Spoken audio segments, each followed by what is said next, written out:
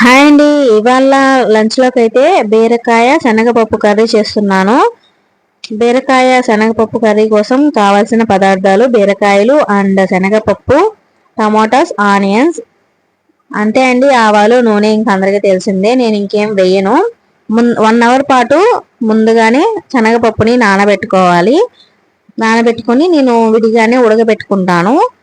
తర్వాత ఒక బాణలు పెట్టుకొని ఆయిల్ పోసి ఆవాలు వేసుకొని ఆవాలు చిటపట్లాడిన తర్వాత కొంచెం జీలకర్ర వేసుకోవాలి. జీలకర్ర తర్వాత ఆనియన్స్ వేసి బాగా ఫ్రై చేయాలి. ఆనియన్స్ బాగా ఫ్రై అయిన తర్వాత టమాటోస్ వేసుకోవాలండి. టమాటోస్ వేసిన తర్వాత అందులోని పసుపు, కొంచెం ఉప్పు వేసేస్తే టమాటాలు త్వరగా మగ్గుతాయి. ఇది చాలా మందికి తెలుసో తెలియదు కానీ టమాటాలు వేసిన తర్వాత పసుపు, ఉప్పు వేసామంటే టమాటోస్ అనేవి కొంచెం త్వరగా మగ్గుతాయి అన్నమాట. అండ్ సాల్ట్ కూడా కొంచెం బాగానే పడుతుంది కర్రీస్కి. ఒకసారి ట్రై చేసి చూడండి.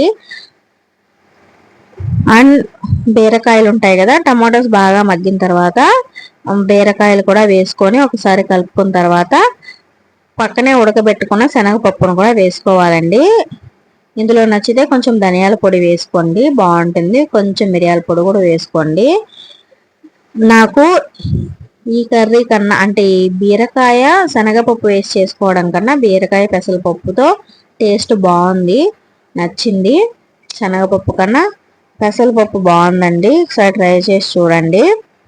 బీరకాయలు వేసుకొని కొంచెం సేపు ఫ్రై చేసిన తర్వాత అంటే ఉప్పు అంతా పడాలి కదా, సాల్ట్ పట్టిన తర్వాత ఇంకా మనం ఉడకబెట్టుకున్న శనగపప్పుని వేసేసుకోవడమే. చాలా బాగుంటుందండి కర్రీ. బీరకాయ శనగపప్పు కర్రీ చేసిన రోజైతే నేను రసం పెట్టుకుంటాను. ఇది కర్రీ లాగా చేయను, కొంచెం ముద్దగా చేసుకుంటాను. ఫస్ట్ సగం అన్నం దీంతో తినేసి మిగిలిన సగం అన్నం రసంతో తింటాము, అలా చేసుకుంటాను. ఇంకా ఒక్కదాన్నే ఉంటే మాత్రం రసం అనేది స్కిప్ చేసేసి దీంతోనే సరిపెట్టుకుంటాను. మా ఆయన ఉంటే మాత్రం కొంచెం రసం పెడతాను. ఎంత ఏం పెట్టినా సరే మిగిలిపోతుందండి. నేను ఒక్కదాన్నే తినేలేను.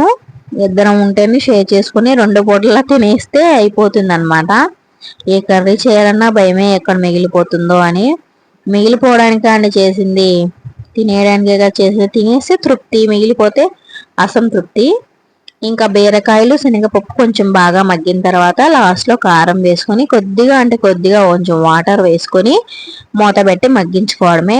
బీరకాయలో నుంచి వాటర్ రిలీజ్ అవుతుంది కాబట్టి ఆ వాటర్కి బీరకాయలు బాగా ఉడికిపోతాయి. ఆల్రెడీ మనం శనగపప్పు ఉడకబెట్టుకున్నాం కదా, స్పెషల్గా ఉడకాల్సిన అవసరం ఏమీ లేదనమాట.